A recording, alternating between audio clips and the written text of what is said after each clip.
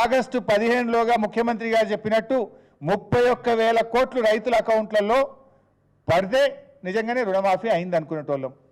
కానీ ముఖ్యమంత్రి చెప్పిండు ఆగస్టు 15 నాటికి 17,000 కోట్లే వేసినా అని చెప్పిండు. అంటే మిగతా 13,000 కోట్లు 15 ఆగస్టు నాటికి నువ్వు వెయ్యలేదు అనేది స్పష్టం కదా.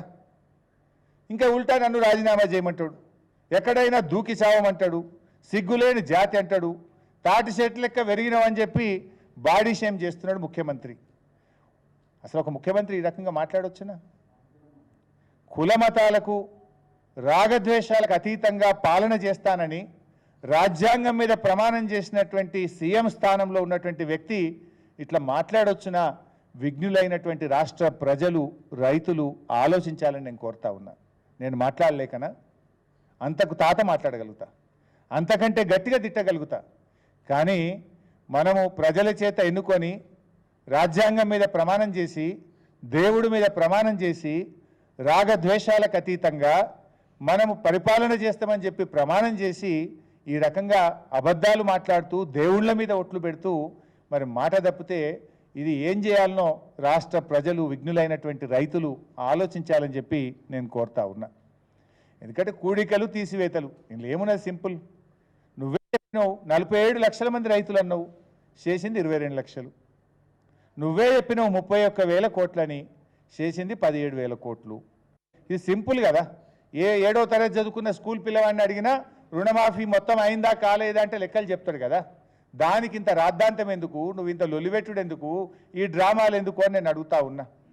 అంటే ముఖ్యమంత్రి ఆయనకు అర్థమైంది ఫ్లాప్ షో అని, రుణమాఫీ చేయలేకపోయినా అని ఆయనకు అర్థమైపోయి ఇలా అడ్డగోలుగా మాట్లాడుతున్నారు రేవంత్ రెడ్డి గారు. ప్రతిపక్షాన్ని సైద్ధాంతికంగా ఎదుర్కొనలేక ఇవాళ సీఎం రేవంత్ రెడ్డి ప్రశ్నిస్తున్న వాళ్ళను చావాలని కోరుకుంటున్నాడు. ప్రశ్నించిన వాళ్ళను, మేము ఆ రోజు ఉద్యోగాల గురించి మాట్లాడితే చావాలని మాట్లాడిండు, రైతుల రుణమాఫీ మాట్లాడితే చావాలని కోరుకుంటున్నాడు. ఈయన చూస్తుంటే ఎట్లా కనబడుతుందంటే రేపు భౌతిక దాడులకు కూడా పురిగొల్పేటువంటి ప్రయత్నం చేస్తున్నట్టు కనబడతా ఉంది. అంటే ఇవాళ చావాలనుకున్నాడు, రేపు చంపడానికైనా ప్రయత్నం చేస్తాడా అనే అనుమానం కలుగుతూ ఉంది ఈరోజు. అయినా మేము భయపడం, నీ గాడ్ ఫాదర్లకే భయపడలే, నీ తాటాకు చప్పుళ్లకు బెదరం మిస్టర్ రేవంత్ రెడ్డి గుర్తుపెట్టుకో అని చెప్తా ఉన్నా నేను. ఇవి నువ్వు ఈ రకంగా ఏదో బుల్డోజ్ చేస్తా అంటే ఇక్కడ మేము ఉద్యమంలో నుంచి వచ్చిన వాళ్ళం, పోరాటాల నుంచి వచ్చిన వాళ్ళం, రానే రాదన్న తెలంగాణ సాధించినటువంటి వాళ్ళం. ఎట్టి పరిస్థితుల్లో నిన్ను వదిలిపెట్టం. ఖచ్చితంగా ఈ రాష్ట్రంలో రైతులకు రుణమాఫీ జరిగేదాకా, రాష్ట్రంలో రైతులందరికీ రైతు భరోసా వచ్చేదాకా బీఆర్ఎస్ పార్టీ రైతు పక్షాన పోరాడుతూనే ఉంటుంది. ఇలా రుణమాఫీలో నువ్వు వెళ్ళిపోయినావు, రుణమాఫీ విషయంలో నువ్వు మాట తప్పినావు. నీకు అసలు నన్ను ప్రశ్నించే నైతికతనే ముఖ్యమంత్రికి రేవంత్ రెడ్డికి లేదు. అది నీకు కూడా తెలుసు. నీ ఆత్మసాక్షిగా గుండె మీద చేసుకొని చెప్పు, నీకు తెలియదా? కానీ తెలుసు కనుకనే నువ్వే దొంగతనం చేసిన దొంగ వాళ్ళే దొంగ దొంగ అని అనుకుంటే జనంలో పడి అరుస్తూ ఉన్నావు. ఎందుకంటే ఉల్టా చోర్ కోత్వాల్కు డాంటే అన్నట్టు నువ్వు తప్పు చేసి ఇంకా మమ్మల్ని ప్రశ్నించే ప్రయత్నం చేస్తున్నావు. ఈ రాష్ట్రంలో రైతులు నీ మాటలు విని ఏమనుకుంటారు? రుణమాఫీ కానీ రైతులు ఏమనుకుంటారు? రుణమాఫీ పూర్తయిపోయిందని చెప్పి రేవంత్ రెడ్డి ప్రకటిస్తుంటే రుణమాఫీ కానటువంటి రైతులు, ఏఈఓల చుట్టూ, వ్యవసాయ శాఖ అధికారుల చుట్టూ, బ్యాంకుల చుట్టూ తిరిగే రైతులు నిన్ను చూసి ఏమనుకుంటారో ఒక్కసారి నువ్వు ఆలోచించుకో. నీ అసమర్థత బయటపడిపోతుందని ఫ్రస్ట్రేషన్లో నువ్వు ఈ రకంగా ఒక ఫ్రాక్షనిస్ట్ లాగా నువ్వు వ్యవహరిస్తున్నావు అనేటువంటి విషయాన్ని ఇవాళ రాష్ట్ర ప్రజలు అర్థం చేసుకుంటా ఉన్నారు. బట్ ఏది ఏమైనా ఈ ప్రభుత్వాన్ని వదిలిపెట్టం.